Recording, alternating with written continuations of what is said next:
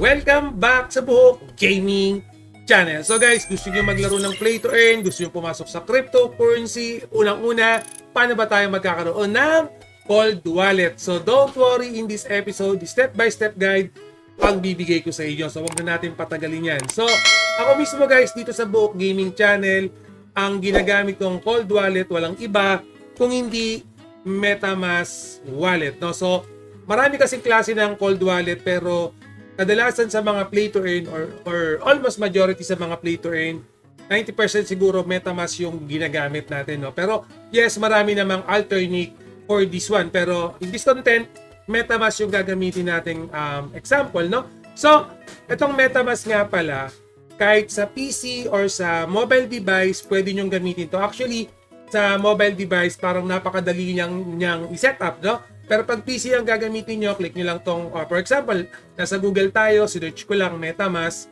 And then from here on, click nyo lang tong Get MetaMask. No? So, I'm assuming guys na wala pa kayong MetaMask. So, unang-una natin gagawin, Google Chrome yung ginagamit ko. Lalagay ko lang dito, add to Chrome. Depende sa browser na ginagamit nyo. Kung Brave yung ginagamit nyo, kung Internet Explorer, pwede rin. No? So, add to Chrome ko lang yan. Magkakaroon lang tayo ng extension. Yung extension naman na yan, for example, Google Chrome yung ginagamit nyo, yung parang jigsaw yan, sa taas lalabas. No? So, in my end, yan, na-download na tayo, or in progress pa rather, hintay lang natin matapos yan. Tapos na. So, pag natapos na, yan, nag-automatic na siya, wala na akong ginawa. So, ito na yung MetaMask, na makikita nyo, meron na siyang fox icon sa bandang taas nyo. So, pag kinlik nyo yan, yan. So, nakalagay dito, get started. Pero in my case naman kanina, automatic na lumabas. Pero pag hindi lumabas, click nyo lang yan. No? So, click natin tong get started. Yung terms and condition nila, napakahaba niyan. Agree. Yan. So, create new wallet or I have an existing wallet. So, I'm assume nga na wala pa kayong wallet. So, pipiliin natin, create new wallet. No? So, click lang natin tong create new wallet. And then from here on, makikita nyo meron tayong continue with Google or continue with Apple. Ang gagamitin ko na lang dito, use secret recovery phrase. No? Sa akin kasi mas okay to, mas safe gamitin kaysa sa Google or Apple. Pero choice nyo pa rin yan kung mas gamay kayo dito sa mga email nyo. Okay lang naman. No? Pero I highly suggest gamitin nyo tong secret recovery phrase. Lalo na pag bago pa lang kayo. Okay, so click nyo lang tong use secret recovery phrase. Gagawa lang tayo ng password dito kay MetaMask. For example, kahit ano lang, no? Ito lang muna. Yan, average lang. Okay lang naman yan.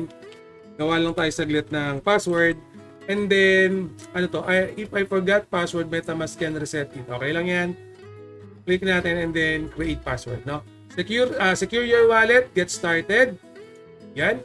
Save your secret phrase. Ito papakita ko na sa inyo, no? Kasi hindi ko naman to gagamitin, for example lang to. So ito yung secret phrase ko. Yan. So 12 yan. Kadalasan 12 depende sa wallet na gagamitin nyo. Merong 14, merong 10, depende yan, no? So ito yung importante. Huwag nyong wawalain to. Itago nyo. Ang kadalasan ginagawa ko dito sa secret phrase, hindi ko sinisave sa computer yan. Sinusulat ko yan sa papel or pinipicturean ko gamit yung mobile device, yung cellphone, pinipicturean ko yan at kailangan itago niyan. Kasi pag malaki na yung pera ng MetaMask nyo, nung wallet nyo, at for example, nag-reset kayo, ito at ito yung gagamitin nyo. Okay, so pag nawala ko pala yan, Buhok Gaming, ma-recover ko pa yan. Sa mga na-check ko kasi, hindi na nila na-recover once nawala nyo to. So, napaka-importante nito guys, yung secret phrase nyo, itabi nyo. Okay? Wag na wag nyo wawaliin yan. Isulat nyo, okay, sa papel. Ilagay, yung papel na yun, ilagay nyo sa mga importanteng documents nyo. For example, may mga passport kayo, may mga insurance kayong papel, may titulo kayo ng papel. Isama nyo yun. Importante yung papel na yun. At mag-hard copy rin kayo sa cellphone nyo. Picturean nyo sa cellphone nyo, pero make sure na yung picture na yun is nakalock. Okay, kung meron kayong vault sa cellphone nyo, much better. Okay, itabi nyo kasi importante yan. At ito nga pala, never na ipoprovide nyo to na kahit kanino. Okay, kahit sa ibang company na nilalaro nyo. For example, may pinunta kayong play to earn, bago daw kayo mag-withdraw, kailangan yan. Never nyong ipoprovide yan. Walang matinong company play to earn na hihingin itong seed phrase nyo or secret recovery phrase. For your eyes only lang yan. Okay? For your eyes only lang yan. So, screenshot ko lang saglit to. Yan. Kasi hindi ko naman gagamitin tong wallet na yan. No? So, click continue. Pagka-click continue, ilalagay nyo yan. So, for example, yung number 9, kailangan ko siyang mag-provide. Ang number 9 ko is melt. Pala, pipili ka lang. Melt. And then, number 10 ko, void. So, yan. So, void, own, tsaka melt. So, tatlo lang naman yung ni-required niya. And then, click lang natin yung continue. Parang protection lang siya. No? Got it na yan. And then, yan. I agree. Okay, done. Pwede kong i-scan sa QR code dyan, pero hindi ko na muna gagawin. Installation is complete. No? So, click lang natin yung done. So, yan na. So, ibig sabihin, may MetaMask na ako. Active na yan. So, pag kinlik natin to, yan. Ito na yung mangyayari. No? So, ang account 1 ko, naka-Ethereum mainnet siya. Pwede natin baguhin yan. Ang kadalasan kong ginagamit, Binance. So, approve lang natin. I-add lang naman natin to. Yan. Para magkaroon na ako ng available na Binance dito sa MetaMask ko. So, Ethereum, Binance Smart Chain. Yan. So, wala pang laman. So, ito yung address ko. Yan. So, itong address ko na yan, pakita ko lang sa inyo. Yung address ko na to, yan. Yan yung bibigay ko. Ipoprovide ko to sa ibang play to earn. Or for example, gusto ko mag-send ng pera dito sa MetaMask ko. Itong address na to yung ipoprovide nyo. So, itong address na yan, for example, ito, Binance to. Since nasa MetaMask kayo, ito maganda kay MetaMask. Pag tinanong, meron ka bang Ethereum na address? Similar lang yan. No? Kung ano yung address ng Binance mo sa MetaMask, same lang sa Ethereum mo. So, isang account lang yung gagamitin nyo. Pag tinanong, meron ka bang Polygon? Yan, add lang natin yung Polygon saglit. Pag meron ka bang Polygon na wallet, no?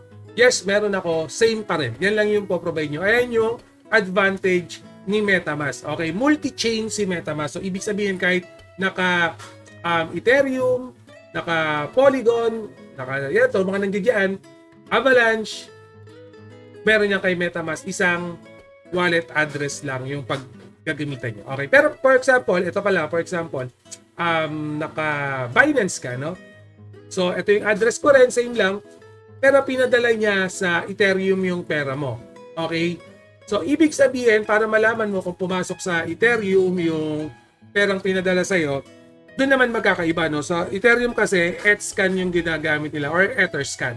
Okay, so for example, itong address na yan, lagay ko lang yan, dito, paste mo lang sa Etherscan. Dito sa Etherscan naman, Ethereum yan, for example, yung mga na-token na transfer, dito nyo makikita, okay, sa Ethereum. So, ibig sabihin pala, Book Gaming, itong address na to, same lang, okay, pero sa Ethereum pala pinasok yung pera, hindi ko siya makikita kung ang ginagamit ko is BSC scan. Okay? So, for example naman, sa Binance pinasok, no? Binance talaga yung ginagamit mo. Yan, Binance yung ginagamit mo. Sa Binance din pinasok, check nyo sa BSC scan. So, since sa Binance pinasok yung pera nyo, yung transaction nyo, dito nyo makikita sa BSC scan yan. Since similar sa Polygon, no?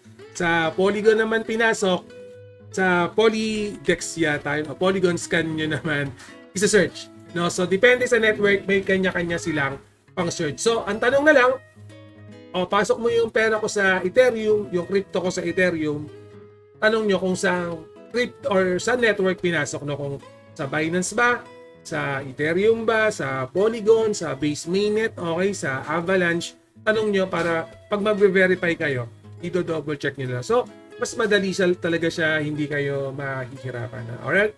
So, anyway, definitely magkakaroon tayo ng mga panibagong content about this mga transactions sa Play to Earn, sa mga cryptocurrency, crypto trading.